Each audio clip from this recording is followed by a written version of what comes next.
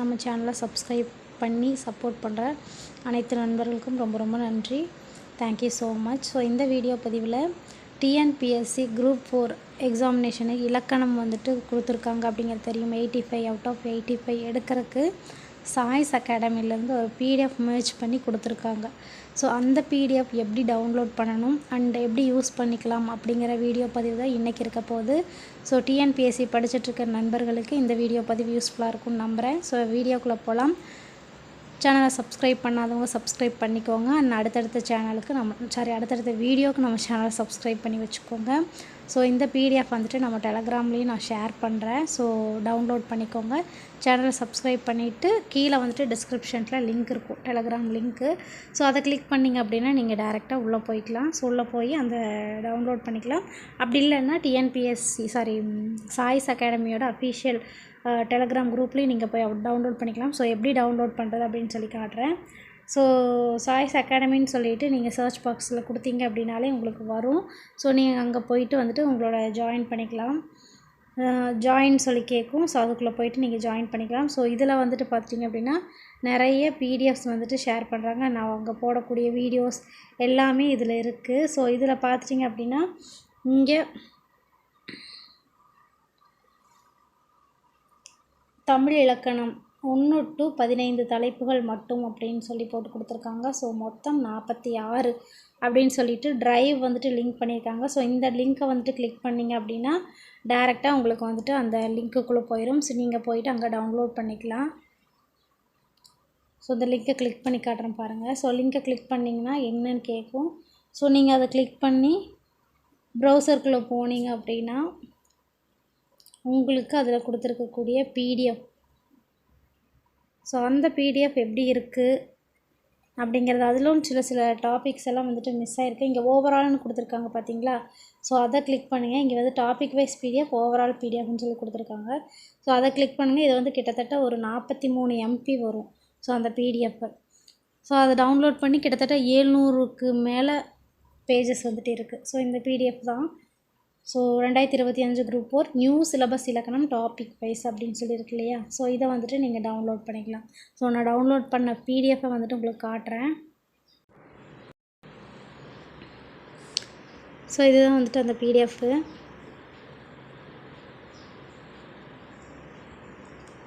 Choice Academy 2025 group 4 new syllabus இலக்கணம் topic வைஸ்ன்னு கொடுத்துருக்காங்க. ஸோ இண்டெக்ஸ் பகுதி வந்துட்டு எப்படி இருக்கும், என்ன பேஜ்லேருந்து எந்த பேஜ் வரைக்கும் அந்த டாபிக் இருக்கும் அப்படிங்கிறதையும் வந்துட்டு மென்ஷன் பண்ணிட்டாங்க டேப்லர் போட்டு. ஸோ அடிப்படை தமிழ் எழுத்துக்கள், இணை எழுத்துக்கள், சுட்டெழுத்துக்கள், மொழி முதல் இறுதி எழுத்துக்கள், எழுத்துக்களின் பிறப்பு. ஸோ இது எல்லாமே வந்துட்டு டாபிக் வைஸ் புக்கில் எங்கெங்கே என்னென்ன இலக்கணம் இருக்குது அப்படிங்கிறத டாபிக் வைஸ் கொடுத்துட்டாங்க.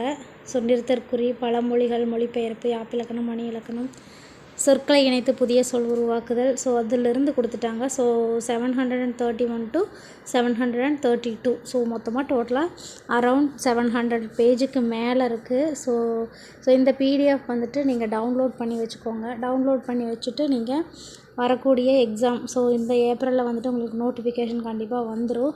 ஸோ வந்ததையுமே இந்த டாபிக் வைஸ் ஒவ்வொரு நாளைக்கு ஒவ்வொரு டாபிக் வைஸ் நீங்கள் பார்த்தீங்க அப்படின்னாலும் கூட போதும். அடிப்படை தமிழ் எழுத்துக்கள் சோர்சஸ் எங்கேருந்து எடுத்திருக்காங்க அப்படிங்கிறத கொடுத்துருக்காங்க.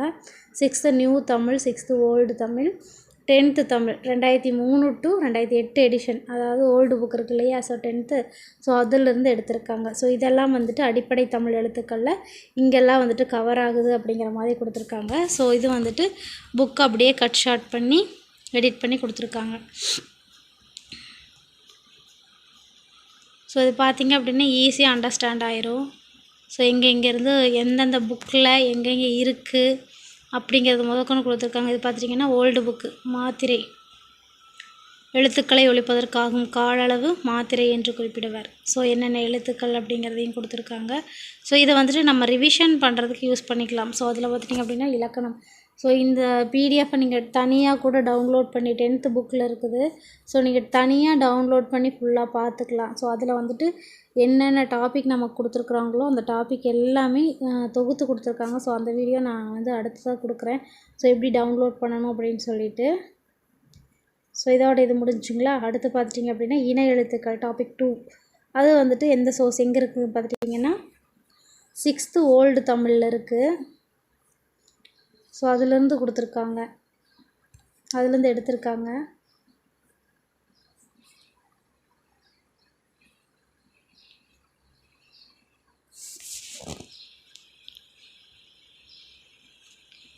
ஸோ இணை எழுத்துக்கள். ஸோ இது வந்து 6th ஓல்டு தமிழ் இருக்கக்கூடியது.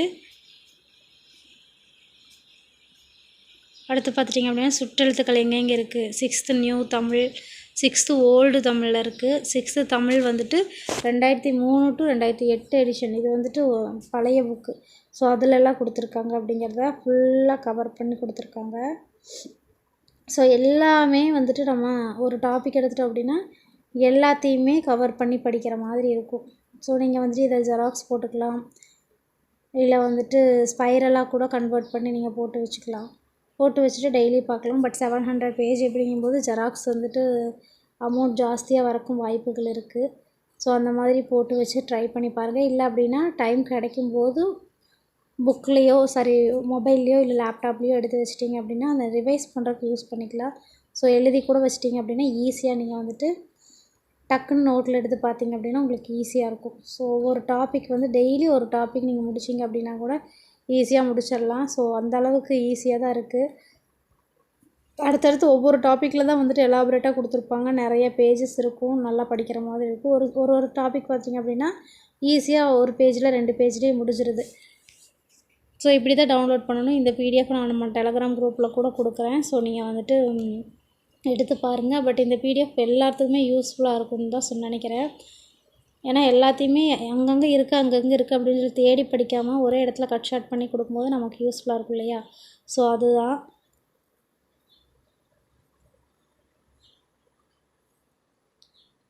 ஸோ இதெல்லாம் பார்த்திங்க அப்படின்னா ஓல்டு புக் எங்கெங்கேருந்து ஓல்டு புக்லேருந்து கேட்டிருக்காங்க, எது நியூ புக் அப்படிங்கிறது பார்த்தாலே நமக்கு தெரிஞ்சிடும் இல்லையா? சொல்லி செயலப்படை, ஒற்றலைப்படை, இலக்கணம், குற்றியலுகரம், குற்றியலிகரம், ஐகார குறுக்கம், மகர குறுக்கம், ஆயுத குறுக்கம். ஸோ இது எல்லாமே வந்துட்டு ஓல்டு புக்கில் கொடுத்துருக்காங்க. ஸோ எங்கெங்கே இருக்குது அப்படிங்கிறது பாருங்கள்.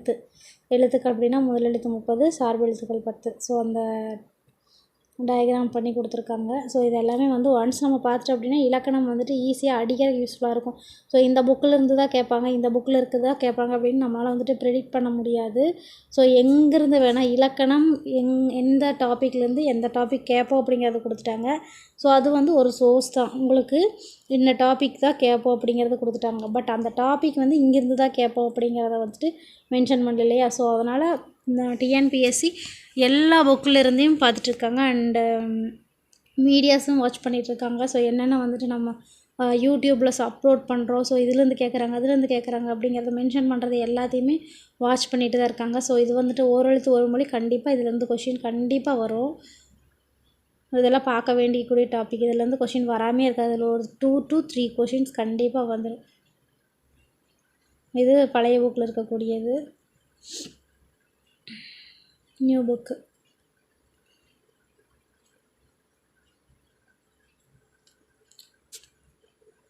ஸோ இங்கேருந்து தான் கேட்பாங்க அப்படிங்கிறத வந்துட்டு நம்மளால் சொல்ல முடியாது இல்லையா? ஸோ அதை எந்த அளவுக்கு நம்ம ஃபுல்லாக ப்ரிப்பேர் பண்ணுறோமோ அந்த அளவுக்கு நம்ம ஸ்கோரை வந்துட்டு எடுத்து கொடுக்கறக்கு அது வந்து நம்மளுடைய ப்ரிப்ரேஷன் யூஸ்ஃபுல்லாக இருக்கும். ஸோ அதனால் நீங்கள் இதை தான் படிக்கணும், அதை படிக்கக்கூடாது அப்படிங்கிறத மைண்டில் வச்சுக்காமல் எல்லாத்தையுமே படிங்க. ஸோ இந்த புக்கு வாங்கணுமா அந்த புக்கு வாங்கணுமான்னு லாஸ்ட் டைமில் போயிட்டு எல்லா புக்கையும் வந்துட்டு பர்ச்சேஸ் பண்ணிகிட்ருக்க வேண்டாம். ஸோ என்ன கையில் இருக்கோ அதை வந்துட்டு ஃபுல் ஃப்ளெஜ்டாக அதை வந்துட்டு ஃபுல்லாக ப்ரிப்பேர் பண்ணுங்கள். ஸோ அது வந்துட்டு யூஸ்ஃபுல்லாக இருக்கும். இன்னும் ஒரு 3 months இருக்குது. ஏப்ரலில் நோட்டிஃபிகேஷன் வந்துடும். ஏப்ரலில் நோட்டிஃபிகேஷன் வந்ததுக்கப்புறம் ஒரு 3 months. ஸோ அந்த 3 months யாரெல்லாம் பெஸ்ட்டாக யூட்டிலைஸ் பண்ணுறாங்களோ ஸோ அவங்களுக்கு தான் ஜாபு. ஸோ நிறைய பேர் பார்த்துருப்பீங்க, இந்த போன குரூப் 4ல் ஜெயித்த நண்பர்கள் எல்லாம் வந்துட்டு எப்படியெல்லாம் செலிப்ரேட் பண்ணாங்க, எப்படியெல்லாம் இருக்காங்க அப்படிங்கிறத நான் உங்களுக்கு வீடியோ கொடுத்துருக்கேன். ஸோ அந்த மாதிரி நீங்களும் அதே டார்கெட்டை அச்சீவ் பண்ணணும் அப்படின்னு சொல்லி நினைக்கிறீங்க. அந்த மாதிரி செலிப்ரேட் பண்ணணும், உங்களை நீங்களே செலிப்ரேட் பண்ணிக்கணும், உங்களை வந்து அடுத்தவங்க செலிப்ரேட் பண்ணணும் அப்படின்னா நீங்கள் கண்டிப்பாக வந்துட்டு ஒரு கவர்மெண்ட் ஜாபில் உட்காந்தா மட்டும்தான் அதெல்லாமே நடக்கும். ஸோ மதிக்காதவங்க கூட மதிக்க ஸ்டார்ட் பண்ணிடுவாங்க. ஸோ அதுதான் வந்துட்டு இந்த கவர்மெண்ட் ஜாப் டிஎன்பிஎஸ்சி அப்படிங்கிறது. ஸோ உங்களுக்கு புரியும்னு நினைக்கிறேன். ஸோ டைம் வேஸ்ட் பண்ணாமல் இருக்கிற எல்லா டைமையும் யூட்டிலைஸ் பண்ணி ஃபுல்லாக படிங்க, ப்ரிப்பேர் பண்ணுங்கள். ஸோ நாங்களும் வந்துட்டு ப்ரிப்பேர் பண்ணிகிட்டே இருக்கிறோம். இந்த குரூப் 4 எங்களுடைய டார்கெட்டாக வச்சு தான் நாங்களும் பண்ணிகிட்ருக்கோம். ஸோ இந்த அளவுக்கு எங்களுக்கும் வந்துட்டு ஃபேவராக அமைய போகுதுன்னு தெரில. ஸோ யாரெல்லாம் படிக்கிறாங்களோ அவங்களுக்கு தான் அந்த ஒரு பொசிஷன் அப்படிங்கிறது எல்லாத்துக்குமே தெரிஞ்சது தான். ஸோ ஓகே ஃப்ரெண்ட்ஸ், எல்லோரும் படிங்க. All the best. ஏப்ரலில் வந்துட்டு நோட்டிஃபிகேஷன் வரப்போகுது. நம்ம வந்து பார்த்துட்டே இருக்கோம், வெயிட் பண்ணிகிட்டே இருக்கோம். ஸோ எப்போ நோட்டிஃபிகேஷன் அப்டேட் பண்ணுவாங்க அப்படிங்கிறது. ஸோ நோட்டிஃபிகேஷன் வந்தால் நம்ம சேனலில் அப்டேட் பண்ணுறேன். ஸோ வீடியோ பிடிச்சிருந்துச்சி அப்படின்னா லைக் பண்ணிக்கோங்க. அடுத்தடுத்த சேனலை சப்ஸ்கிரைப் பண்ணி அடுத்தடுத்த வீடியோஸ் பார்க்குறதுக்கு நம்ம சேனலை சப்ஸ்கிரைப் பண்ணிக்கோங்க. அண்ட் கீழே வந்துட்டு டெலகிராம் குரூப் கொடுத்துருக்கேன், அதுலேயும் ஜாயின் பண்ணிக்கோங்க. TNPSC related PDFs or updates எதாக இருந்தாலுமே நான் அந்த சேனலில் வந்துட்டு போட்டுட்ருக்கேன். ஸோ அது உங்களுக்கு யூஸ்ஃபுல்லாகவே இருக்கும். ஸோ வீடியோ பிடிச்சிருந்தால் லைக் பண்ணிக்கோங்க. தேங்க்யூ.